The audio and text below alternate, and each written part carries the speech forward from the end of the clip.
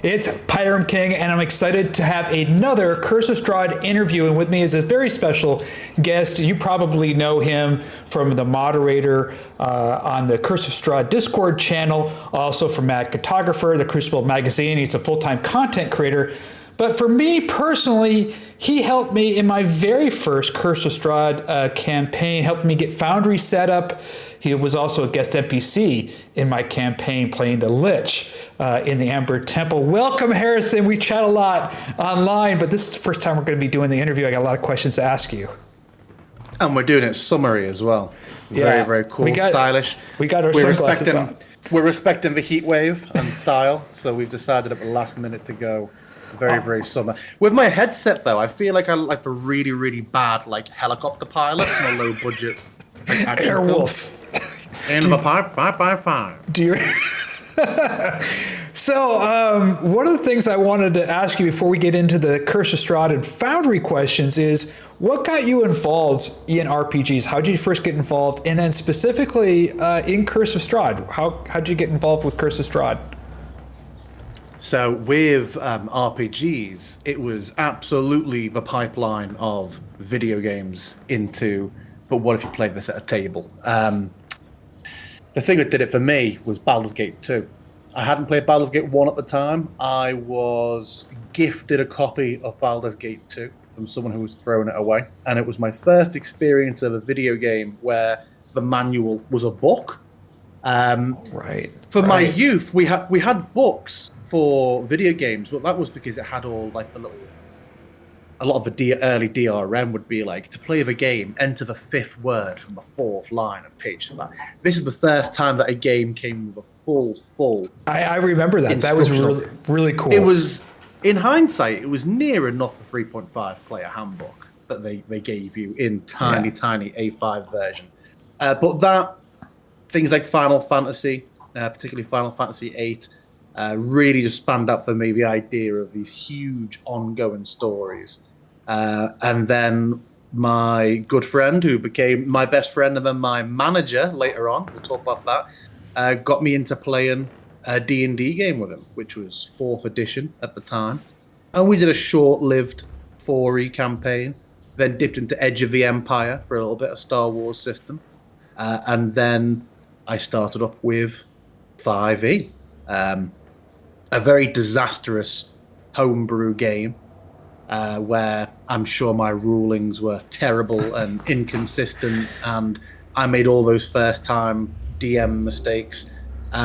Decided to run something a bit more long form, went through all the campaigns that were available at the time, and just chose Curse of Strahd because I liked the sound of Death House as an introduction, and I thought it would be easier to roleplay a vampire than it would any of the other big bads that were sort of available at the time. Now, when you mentioned you first got involved in tabletop role-playing games, were you playing in person or did you start playing in online? No, I spent my first year playing on Fantasy Grounds, of all things.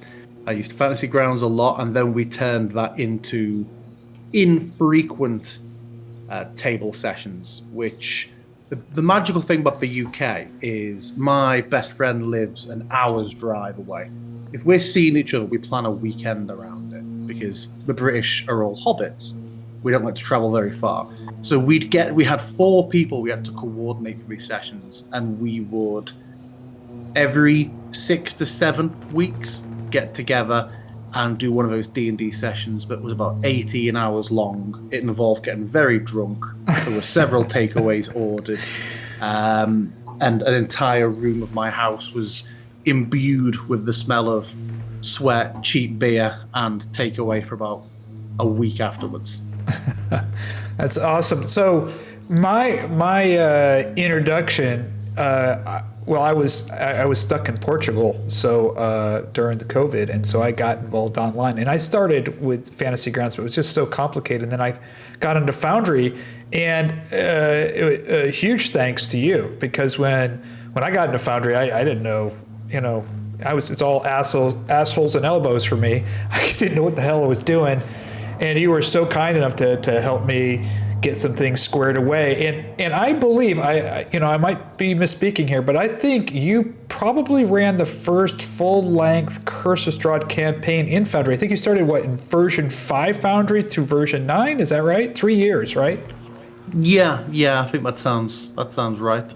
I did actually the first 30 or so sessions were in Fantasy Grounds. When Foundry released, looked at it, saw what it could do, saw the potential for it, saw the things it could do out the box that were particular specific pain points about Curse of Strahd in Fantasy Grounds for me, which just made it be. It was worth. It's a huge effort and undertaking to transfer all your campaign prep and progress from one VTT into another. Even more so if that VTT is brand new, out the door, features light, and no one really has any guides or instructions for it yet.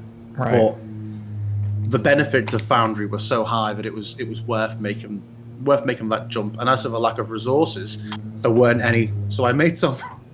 Well, yeah, you were instrumental when I first started because, as you know, Foundry doesn't have any official relationship with D&D, and so I was, I ported over some of the stuff, and you were running your campaign. I was watching it, and then when I reached out to you, you gave me a lot of ideas of how to do the lighting for the atmosphere. I remember you did the whole thing with the kind of like the Aurora Borealis with the lighting in there, and so a lot of the stuff that I learned came from you. And then it was really, I think, was a great idea, a really fun idea.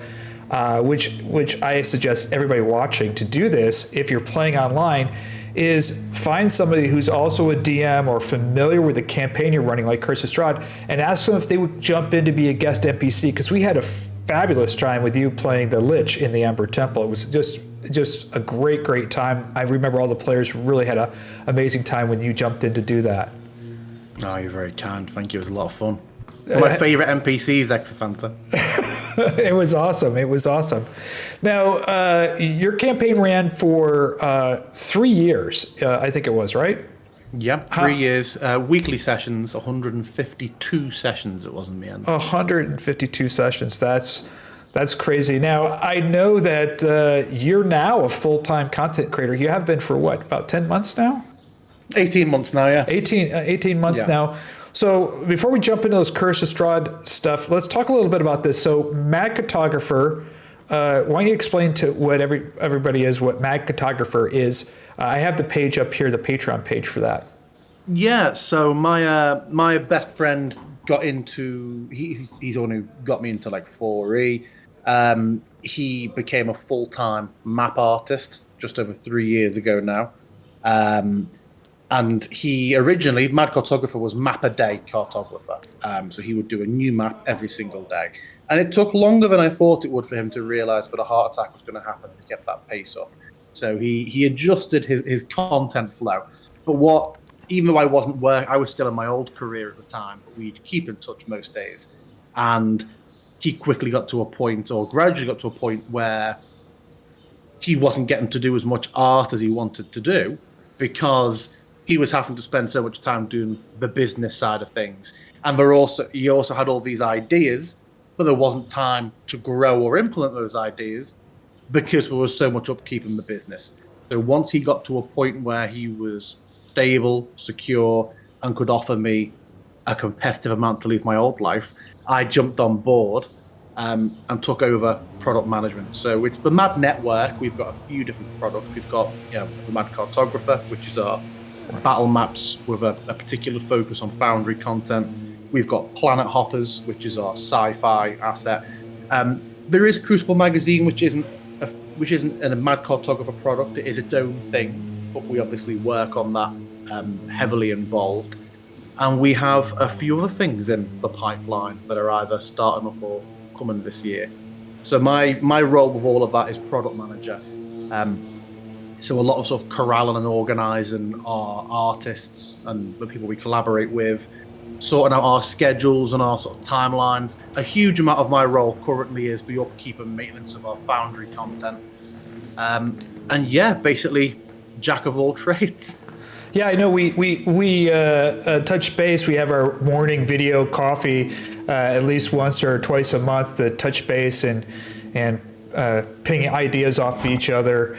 A lot of it, we have a wonderful community, especially with Foundry, and I know with Foundry V11 coming out, you're way ahead of me on that. So I'm touching base with you on getting some ideas on how Foundry 11 works. I'm going to be updating my content to V11 here soon. So let's jump into some Curse of Strahd questions, and I've sprinkled in some Foundry questions as well. The first thing is for a brand new Dungeon Master watching right now for Curse of Strahd, whether they're going to be playing on the tabletop or using Foundry, what's the first thing that you would recommend to them? I'm a brand new DM. I know you've done Curse of Strahd. What do you think I should do, the first step I should take? As much as there are absolutely fantastic resources out there, and your own is one of the foremost for me, I recommend people to read through the full book before you start going, oh, Time King here, lunch break here. But within that, the book's terrible. Yeah. The book is a great adventure, but I feel like the order and the structure of those chapters is accidentally designed to create so many traps for DMs.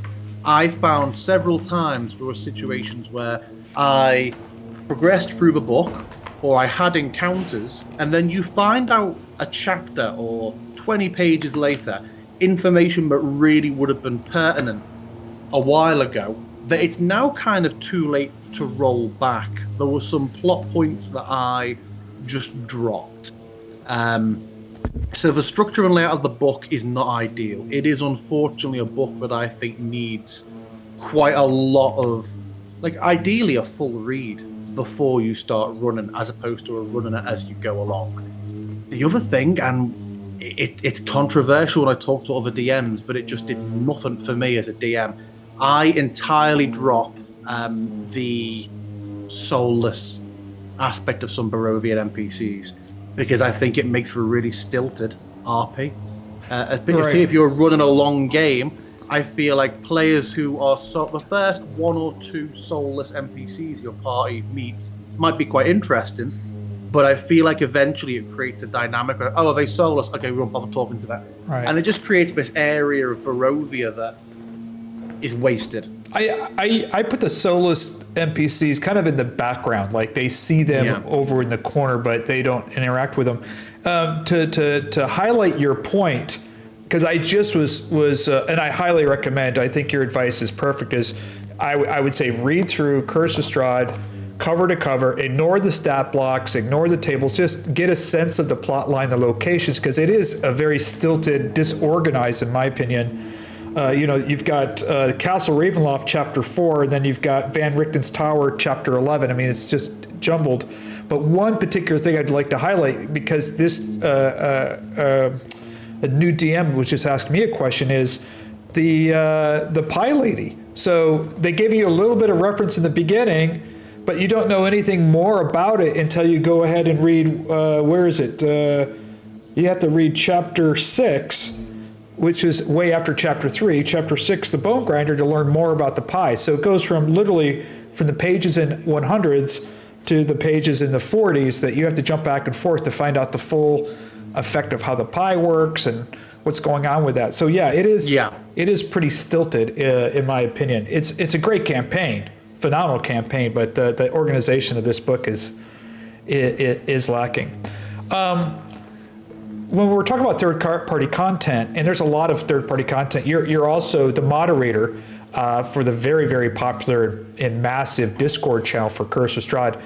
When you want to introduce third-party content, and I know when I started trying to introduce it, it can be overwhelming. What suggestions do you have on looking at third-party content, fan-made content, or whether it's stuff on DMS Guild, like Wyatt Thrall, who I just interviewed, does a lot of great content, the wedding at Ravenloft.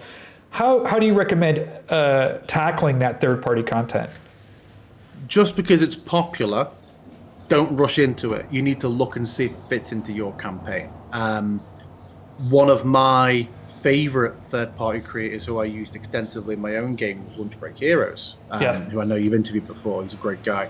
And for me, what worked about his content was it was small and modular. For example, the one I really made heavy use of was on the Selenka Pass for Watchtower, having Emil be moved there as a prisoner. And the statues of the silver dragons that would attack any players who are harboring like a dark gift or bargain, they worked well in their own right, and I really liked that Lunch Break in those videos goes, oh, hey, and if you are running this, then you can tie this in there, but no worries. Whereas there are other creators who, if you don't use their stuff from the start, it's really difficult to then implement because it's all a very, very tied together blanket that needs to be sort of laying over the whole campaign. Right. So if you can absolutely be at a point where you're too far into your campaign to gracefully implement a particular creator's content because it's so wide spanning. Yeah, I think that's great advice, and I 100% agree with you. When I ran my campaign, in fact, I think you're the one that mentioned Lunch Break Heroes back to me back in the day. His stuff is very bite-sized modular, so you can drop it or not drop it in, and it's not going to affect the narrative of the entire campaign. When I decided to tackle Legends of Barovia, I wanted to flush out more lore. So while some of mine is module, the epic fate quest that I created kind of connects all the places together. No, that's a great recommendation. Now, the next thing I wanted to ask you is, it's got the core fantasy. It's not typical high fantasy. When I started, I went through the Dungeon Master's Guide looking for some rule variants to add more of a kind of a gothic core atmosphere. Do you recommend any rule variants, whether it's the Dungeon Masters or Homebrew Rules, that do you think add a flavor to Curse of Strahd that you would recommend? Absolutely, but there's also limitations with it. So I tend to run very RP heavy campaigns. Right. Like we mentioned before, my campaign was 150 sessions long. My group spent, I think, a total of 7 hours talking to Exophanta. Wow. They spent about 5 hours talking to the abbot before they engaged in combat with him. So we are a table of talkers. When you have those homebrew rules, from perhaps a symptom from my old career, is the first thing I ever think when someone's presented to me is, cool, how could I break that? Or will that be fun to keep doing? All these systems, depending on the length of your campaign and the detail you get to, it might be fun the first time, but will it be fun to do every time? The biggest example of this, I think, is the werewolves are such a big part of Barovia. And yeah, it can be a bit of an anticlimax if someone's bitten and then someone just goes, oh, here you go, remove curse, not a problem. So I know a lot of DMs incorporate this huge, big, epic quest, and Barovian lycanthropy is a bit different, and you've got to go and do this challenge or go to this shrine or gather these rare herbs to make a poultice. That's cool the first time, but then what if next session we get bitten again? Invariably, the DM's going to go, do you know what? Yeah, it's fine. So you're not constantly repeating that challenge. And for me, when that's happened, you've made a mistake. So I feel like any variations you do want to make, think, am I going to do this for the whole campaign? My favorite variation that I think really sets the tone is if you're using Death House. I love stripping everything down to the players being wearing near enough their smalls, and I will fill Death House with, I'll have some improvised weapons prepared. Cutlery, table, a broken chair leg, things like that. Have those improvised weapons to hand, and you start the campaign bleak, your players stripped of equipment, and basically fending for their lives in this dilapidated house using whatever they can get their hands on. I think that's a very, very powerful tone setter for the campaign. One of the questions I wanted to run by you, and I get this a lot from DMs that are running and bringing up this question, is they're concerned about, it's a resource. D&D 5e is a resource-based game. You're managing spell slots, you're managing this, and I think some DMs were getting frustrated with the whole long rest and filling back up your spell slots and doing that again. I know in the DM guilds, DMG is the gritty realism. What do you have any recommendations on managing resources or minimizing the re-up of those resources? I have never gone in for gritty realism, the official system myself, but I do run a few things that are limited to the players. And I always talk about through in a session 0 and propose them, and sometimes they work for some groups, sometimes they don't. I feel like quite often gritty realism gets adopted as a system because a lot of DMs are very kind. I feel like, so although we run a very heavy RP game, I think I also run quite challenging combat. I feel like gritty realism gets brought in a lot when you just want things to feel more difficult. But a lot of time a DM won't run difficult combat. We've all seen things like, a tiger, to leave Curse of Strahd, or not to leave Curse of Strahd perhaps, a tiger jumps from the undergrowth and gets the halfling who was trailing behind the group. I feel like we've all been with that DM where the tiger will down that halfling, and instead of carrying them off, we'll bring them low, and then we'll inexplicably change target, going past somebody who can opportunity attack them to go and attack the big Goliath barbarian. I think a lot of DMs are scared to run brutal combat. I think if you run brutal and realistic combat, you very rarely need to bring in gritty realism. I'm all for huge critical grievous wound tables, though. That's a big favorite of mine. Oh, I like that too. And I agree. If you run far more creative, dynamic, deadlier combat, you don't really need to worry about that gritty realism rule. I think so many people are, well, I shouldn't say so many, I don't know, I'm just hypothesizing here, but it seems to me from some of the DMs that I've spoken to is they see encounters as more of balanced speed bumps that the characters just have to get through rather than it truly being a deadly encounter. And if you make them deadly encounters, then you don't really need the gritty realism aspect of it.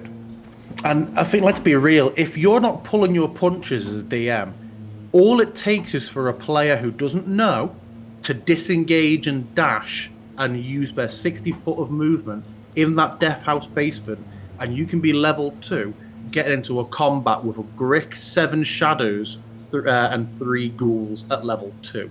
It's not a combat that needs making grittier.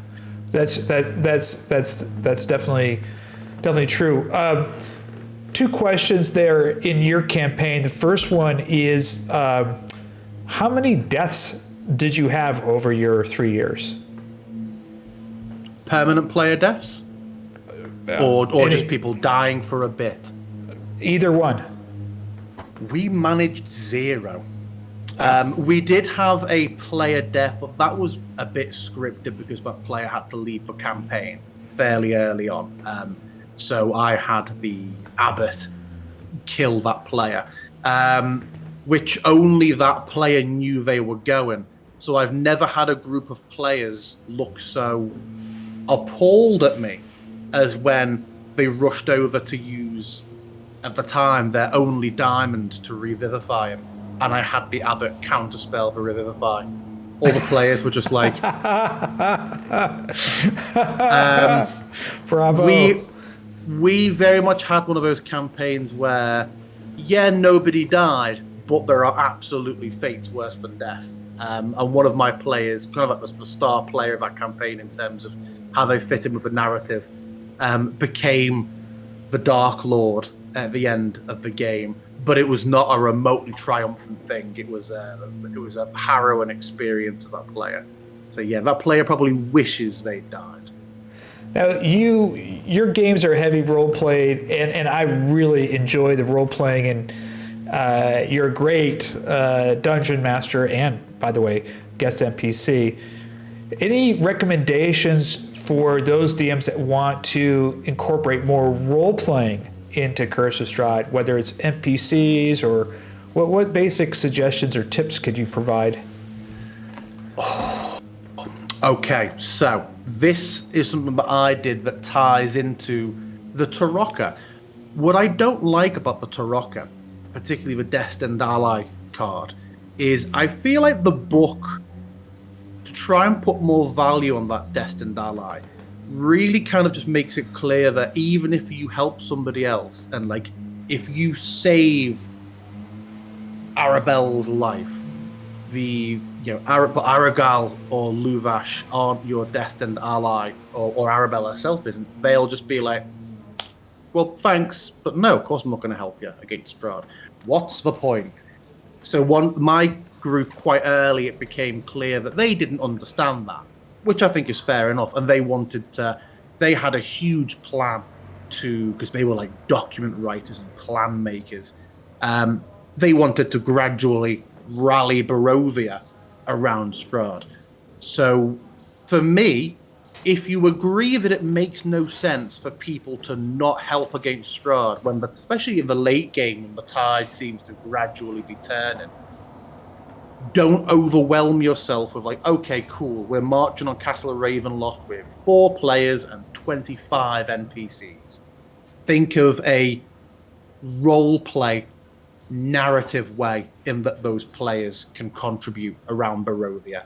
I did this fairly early on for everybody who I thought my group might recruit, and it made our end game Storming of Castle Ravenloft very, very cinematic. Like the players cross the drawbridge, the courtyard is filled with hundreds of undead, and as they're going to try and fight across it, the spirit of Argynvost just makes like a single flyby and just, wipes all the undead out, letting them get by. Stuff that hasn't impacted on our time. It's not an extra combat. It's a combat they didn't know was there. But for the players, there's that element of, poof, if we hadn't purified, Argynvost, we'd have had a hell of a fight on our hands and we'll be even more tapped later.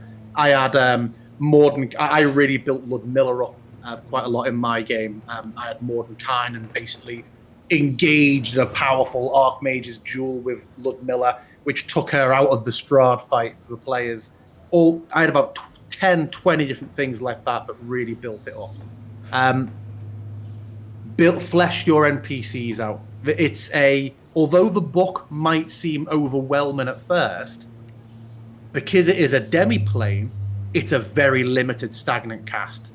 So What you don't want to do is skim over somebody and then find later you're kind of out of people to use.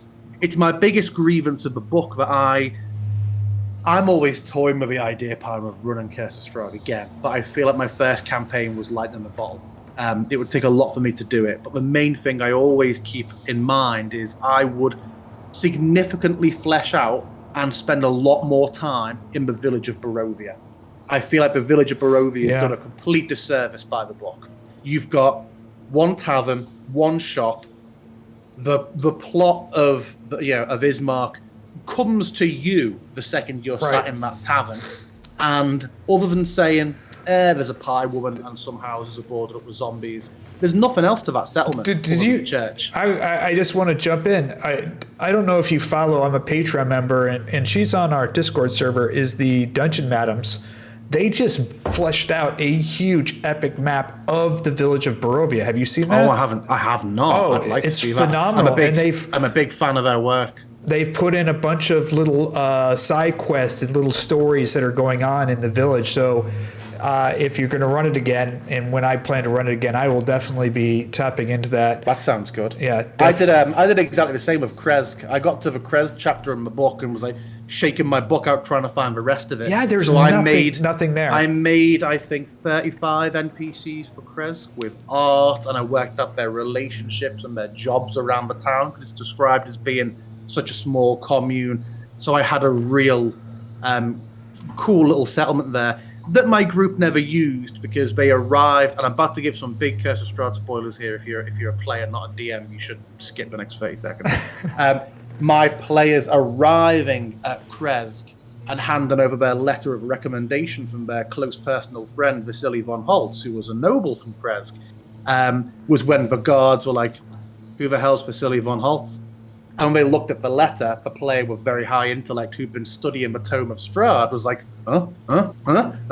So they arrived at Kresk, realized they'd left Arena with Strahd, and basically ran back. So by the time they came back to Kresk later on, it was not in a good way. Yeah, I added the one-legged wolf hunter who's converted his house in Kresk into an inn. He lost his leg to a werewolf and a general store and stuff there, because Kresk just felt so empty. I mean, literally, it's super empty. Now, Curse of Strahd for me is a unique campaign, and I remember in my sessions we would have several sessions in a row with no combat encounters. It was mostly some social role play or investigation or exploration.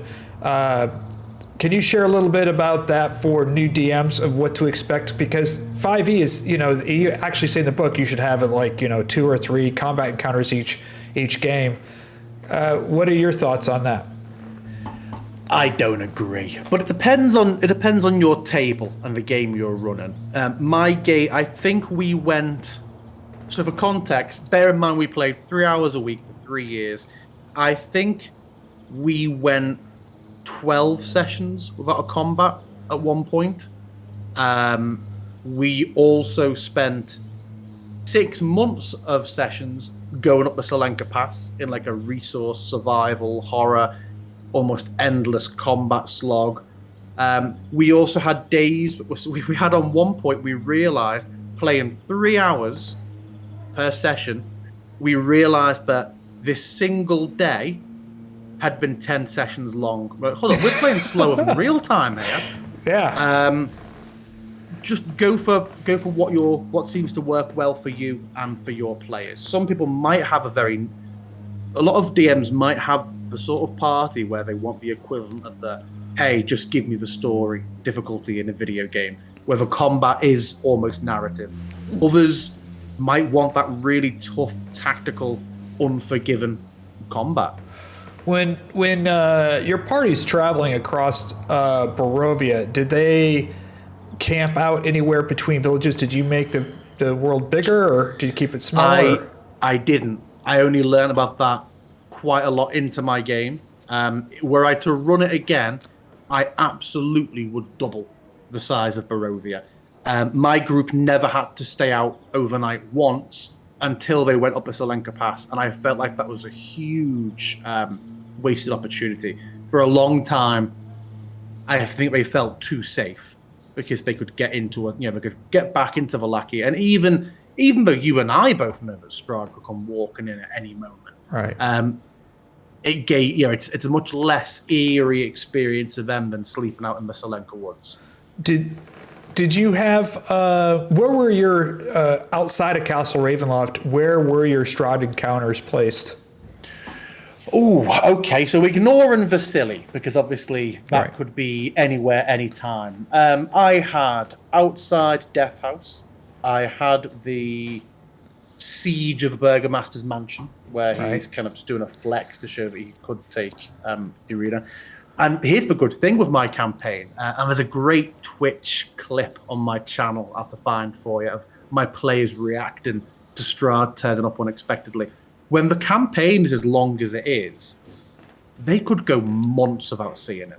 But that didn't make him any less scary for them. I had him turn up at the winery during the second time they went there, because they didn't fully. Again, when everybody's campaign goes a little off piste if it runs long enough. I had the in my campaign, the group never really dealt with the werewolves and kind of left the werewolf den alone. So it came to a point in the late game where Strahd, now realizing they had the Sun Sword, they had the Holy Symbol, he basically went to the werewolves and moved all the werewolves into Ravenloft and gave them some boons and some powers just to make the CR relevant in the late game, because he's extremely intelligent and he's a tactician, and now he knows that his enemies have a means of getting rid of most of his shock troops. So the werewolves were sent to try and retrieve the Sun Sword. So I had Strahd turn up with that. And I mean, again, even if he only turned up every 10 sessions, when you run for 150 sessions, that's still quite a few times he appeared. They had his... he very much tormented them and kited them all the way through Ravenloft, including a few, cool, we can finally take a short rest. And then from the outside of a castle, through an arrow slit comes a fireball while they're all already very, very low. So he was just generally a pest. But they were very, very afraid of Strahd. I did a really good job where they were really happy. I was really happy hearing that. I mean, I know he must be the bad guy because he's on the cover of the book, but maybe it's a curse he has and we can help him. And I hit that point where I was like, oh no. I think they're getting a bit too sympathetic towards Strahd, so I really ramped it up. And my Strahd actually killed Irina. They turned Irina so against him that at the Feast of St. Andral, he got to the point where he was basically like, to hell with this, I'll wait for you next time round. And then in that abusive fashion was very much, look what you've made me do to the players.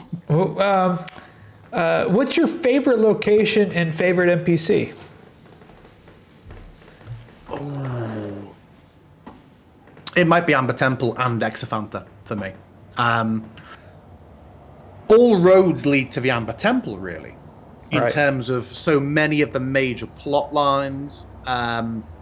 If you are running the Dark Powers as something that can sort of whisper and wheedle their way in with players before they're there, with this smorgasbord of powers and coffins that make no sense, then your players, or any player who's sort of been dealing with a dark power, is excited to get there.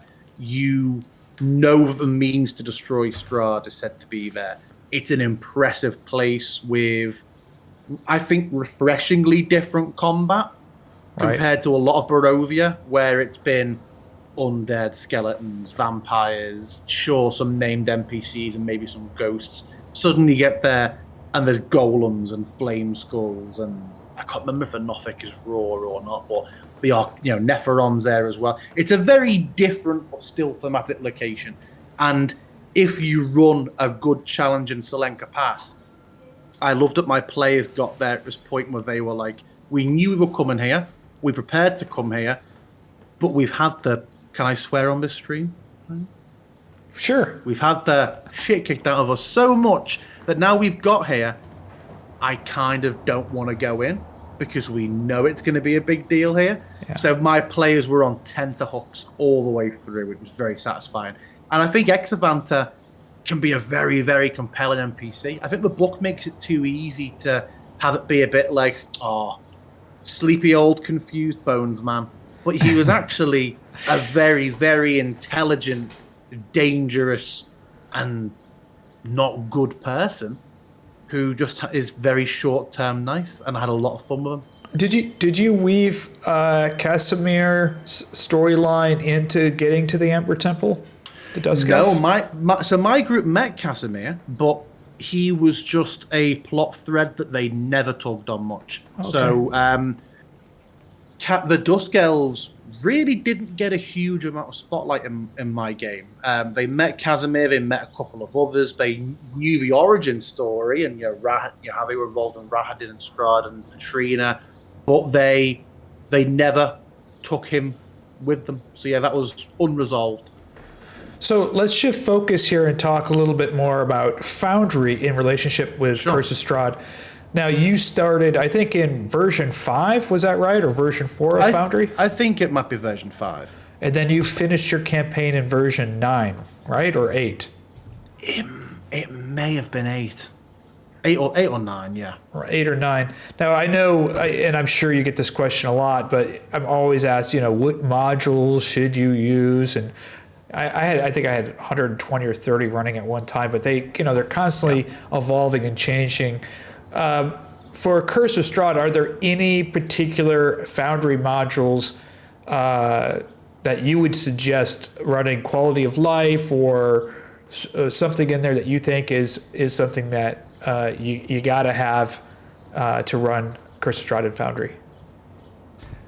Really, no. Only because I think that the modules that you use depend on your DM style, how much automation you have, what your players want to use. I was just looking up the name of one module, though, because I know it's changed name recently. I would recommend one of Symbiul's modules. It used to be a module called D&D 5e Effects. Curse of Strahd is a campaign that is full of regeneration, and it's so easy to forget. That's and right. Have your combats be easier. A module that if a creature has the ability regeneration, at the start of their round, it'll read that ability for how much HP is mentioned. At the start of every round, it'll go, "Hey DM, do you want to heal this guy by 5?" And unless they took silver damage, in which case you can click no. That can really help you, because if you forget, a combat is easier, but also it's tedious. And those sort of modules often also include prompts and reminders for lair actions and legendary actions, which are always forgotten by DMs. And it just guilty of that. It helps you. It helps you keep on top of your combat. Short of that, there really isn't anything Curse of Strahd specific that I think is super relevant. Have a good set of ambient background noise, because your locations are limited. Your players will get sick of hearing the same 20-second loop of forests and crows if you're playing a 2-year campaign. Try and get some day and night and some weather variants, things like that. I also am a big fan of, and Foundry makes it much easier to do, I love leaning into character leitmotifs. I like characters having their own theme music, but it's much more subtle than like a WWF wrestler coming show my age, WWE wrestler coming walking in whenever Rahadin appears. But it's good having those cool little musical things. So I found a few examples of layering those in. Is that part of V10 or V11? Is theme music for characters? No, just I had playlists set up in Foundry for a particular NPC that I'd start. I'd have like Strahd's theme tune, but then like Strahd vibe music. But I could play at a low volume over other sort of ambient music. Isn't there a module that does that now? There was at one point at the start of. There was a long time ago. I don't know if it still exists. There was a module where you could set a sound to play at the start of an actor's turn. So every time it gets round to them again, it'll play their little riff before they act. I don't know what the modern state of that module is at now, though.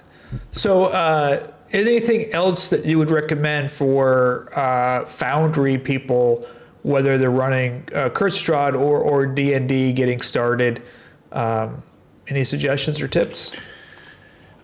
Good quality battle maps, Pound King. Maybe even ones that are specifically designed with Foundry in mind. Yeah, there's some crazy cartographer. Is it crazy or Mad Cartographer? I can't. Yeah.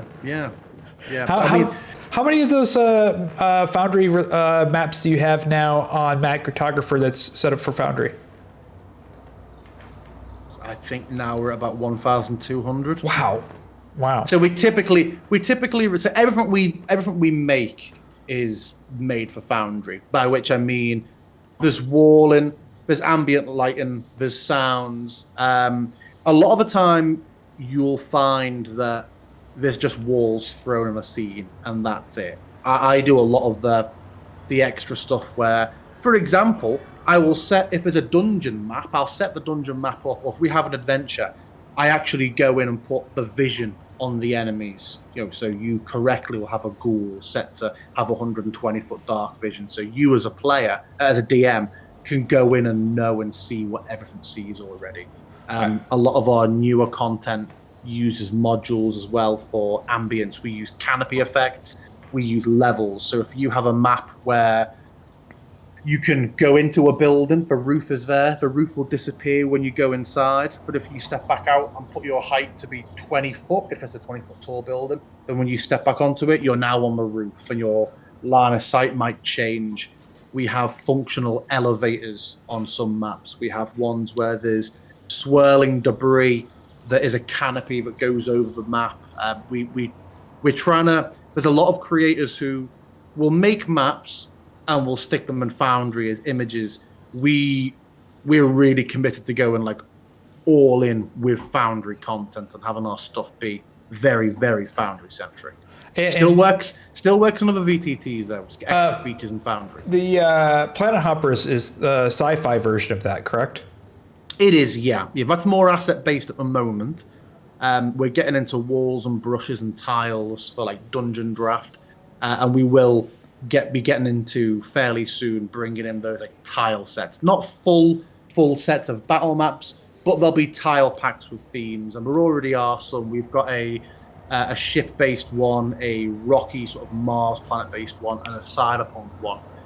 This month's theme is Star Trek, so Federation. There we go. We're using some. We're developing walls and brushes so you can build your own Star Trek, like Enterprise style and Next Generation style ship with that. Now, you're the moderator on the Curse of Strahd Discord. Are you also the moderator on the Reddit channel? I think I still am. I've said very early on when they asked me, I'll be a subreddit moderator, servers crossover and replying for messages, but I'm much more of a Discord mod than a subreddit mod. Well, I bring that up because you probably aware, and this is time sensitive to this video, is that Reddit had the protest just this week. Curse of Strahd website or subreddit was down for 2 days. It just came back up, but they still don't allow any posting at this point. What's your personal take on the Reddit situation and your expectation of the Curse of Strahd subreddit going forward? They're being tremendously greedy, aren't they? And I think it's good that they're being challenged on it.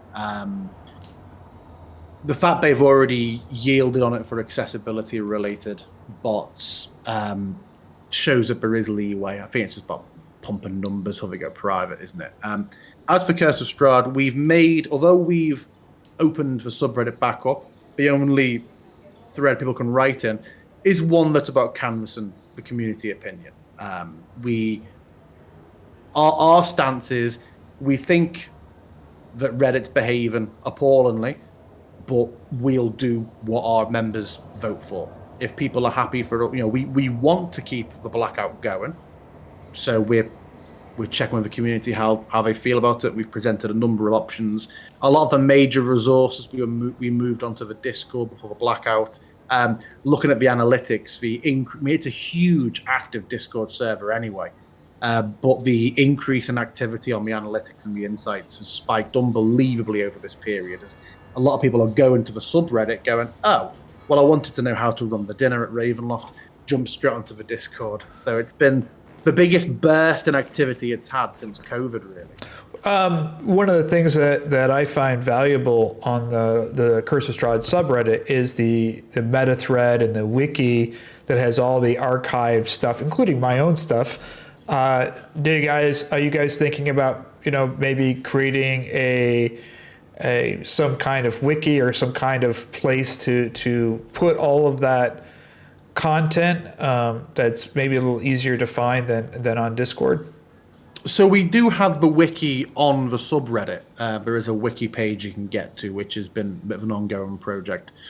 We've also created the completed resources forum on the Discord, which is like a forum style board where people can put their finished resources for review, feedback, contribution by other members of the community.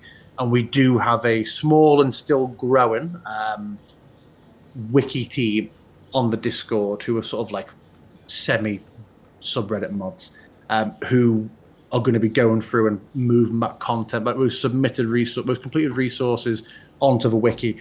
It's a difficult thing to properly wiki though, because if you look at things like the D&D 5e wiki where any old homebrew can get on, when you think about the structure and the pages, if you were to look up, I don't know, Valenta Popovsky. Right. 20 different DMs might do 20 very different things with her. Right. And write extensively about what they did. There are some outrageous stat blocks out there for Strahd. There's things that are as ridiculous as CR27 Strahd, which one was broken stat blocks I've ever seen. You could go to Strahd's page and see 30 different stat blocks, 50 different ways of running him. And I feel like it doesn't, unless you just give names and a list of bullet-pointed links, it's not the most digestible format. So it's something we're doing slowly because we want to make sure that when we do it, it's future-proofed. And after a week, we don't go, oh, actually, this doesn't work if you're doing Fem Strahd. So now let's go and do all of this. Right. So yeah, complex. Yeah, it is complex. I sympathize and I empathize with the whole Reddit situation and the frustration it has been, not only for the third-party providers that are now having difficulty continuing to make that third-party stuff to use Reddit, but also the Reddit moderators and all those people that are looking to get some content off of there too. So it's I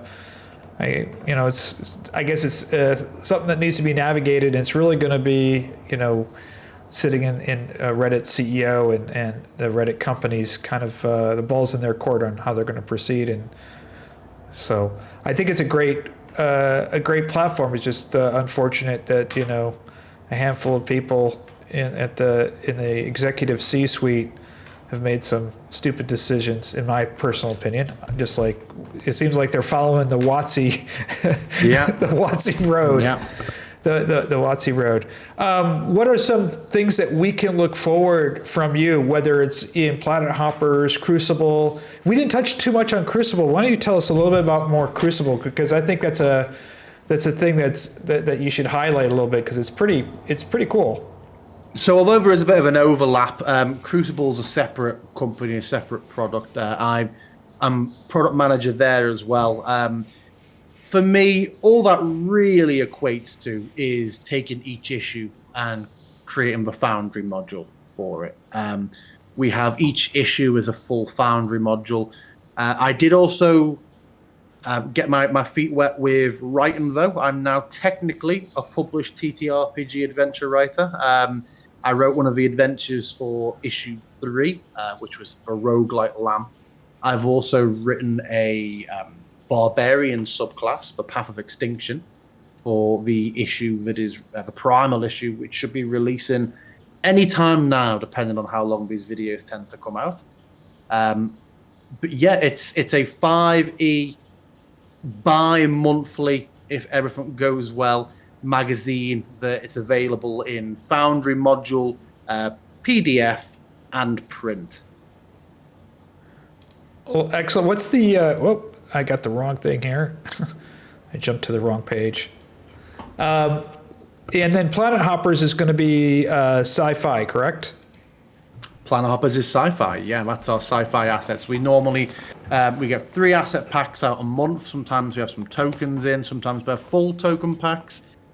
You can always go over to madcartographer.com/shop if you want to just see all the individual layouts without committing to any sort of see the things we make without committing to a Patreon. But all our Patreons, when you subscribe, you get everything that's ever been made, and obviously everything going forward. We normally do 3 pushes of content a month for both Mad Cartographer and Planet Hoppers.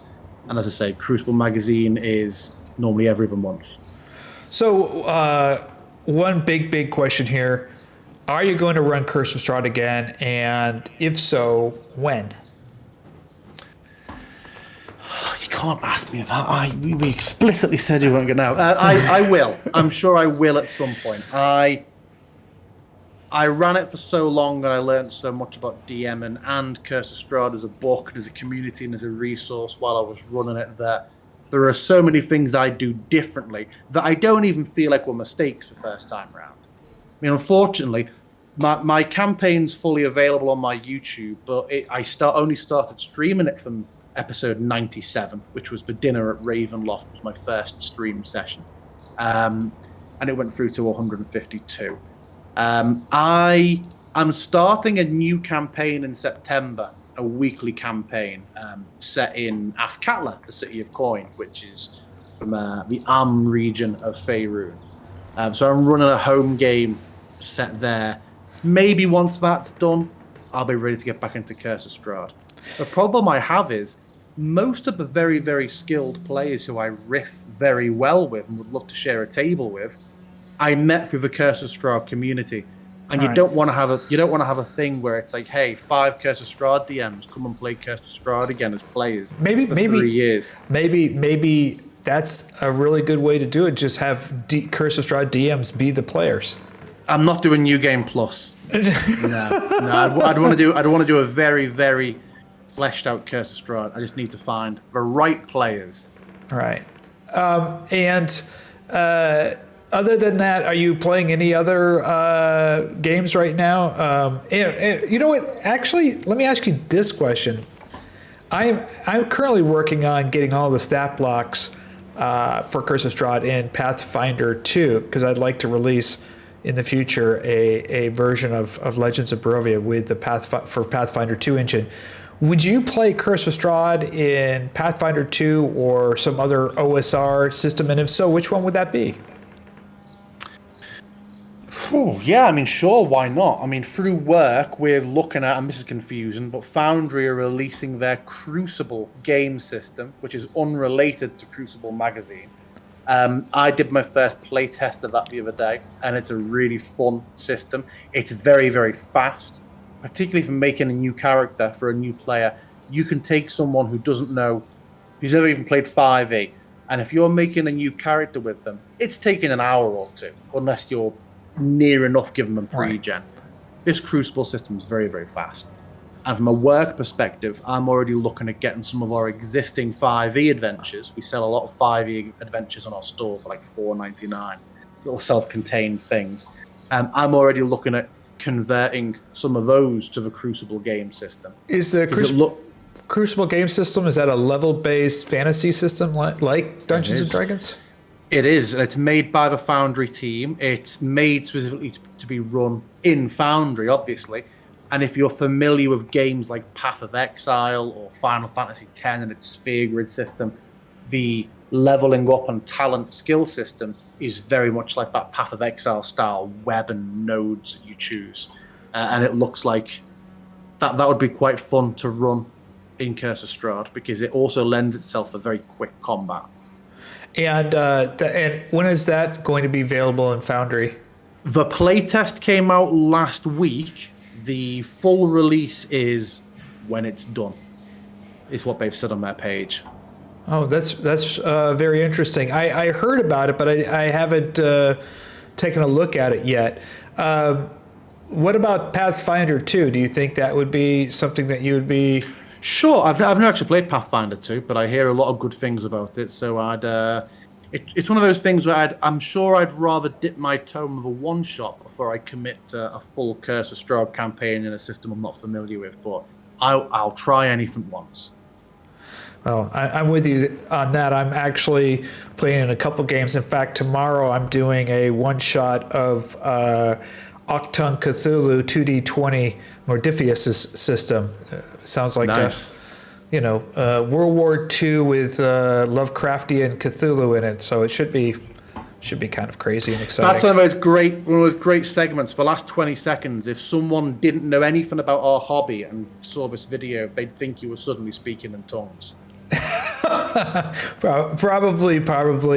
Hey, I really, really appreciate your time. I know you're really busy working on all of these projects, sharing your thoughts and your ideas for the community. It's awesome. I'm going to include links down to all of Harrison's stuff, including the Curse of Strahd Discord, which I highly recommend checking out because that's where you're going to find all the best stuff for Curse of Strahd on there. I'm on there as well. Any parting comments? No, just thank you very much for having me on. It's always good to catch up with you. It's good seeing you in colour for once. I was starting to think that you lived in some sort of monochrome demi-plane of your own. So yeah, I now finally know what colour your chair is. Oh yeah, there you go. It's red. I shoot a lot of black and white photography, and I actually have one of my cameras rigged up here, so I usually shoot in black and white. But yeah, I saw you in black and white for so long because you have an impressive name. And then when we first started talking, you linked me to your author's page. I remember just being like, "This guy's Kenneth Branagh." You sat there when your hair was quite cropped short, and you sat there like the open shirt and the whiskey and the big stogie cigars, like this world-traveling son of a bitch, making me look bad. I'm like, here's me in my current, at the time, my unpainted computer room, being like, "Hey, I'm making some Foundry videos," and then there was you who's just like, "Hello." well, I'm an author, don't you know? And I live in a castle. Son of a bitch. I am. My second book will be out in September in my Destiny's War series. No, I haven't cut my hair since COVID. So it was January 2021 was the last time I cut my hair. Don't do it now, because you might be like Samson. When you cut your hair, all your ability to write content just stops. Oh, so my power's gone. Yeah, 100%. Well, maybe thank you very much for having me on. It's been really, really enjoyable. Thank you so much. I look forward to touching base with you again.